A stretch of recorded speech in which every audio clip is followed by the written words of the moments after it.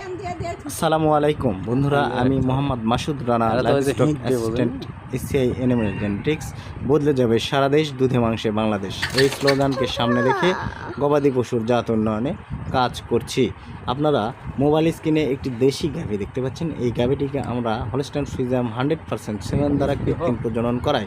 পরবর্তীতে আমরা একটি যমজ বাচ্চা পাই। এখান থেকে দুইটি যমজ বাছুর, খুবই সুন্দর কিউট বাছুর আপনারা মোবাইল স্ক্রিনে দেখতে পাচ্ছেন। তাদের জন্মগত ওজনও অনেক সুন্দর। দুটি বাছুর দেখতে অনেকটাই একই রকম। আমরা যেমন যমজ বাচ্চাদের ক্ষেত্রে দেখি একই রকম চেহারা, এই গরুর বাছুরের ক্ষেত্রেও দেখতেছি মোটামুটি একই রকম চেহারা।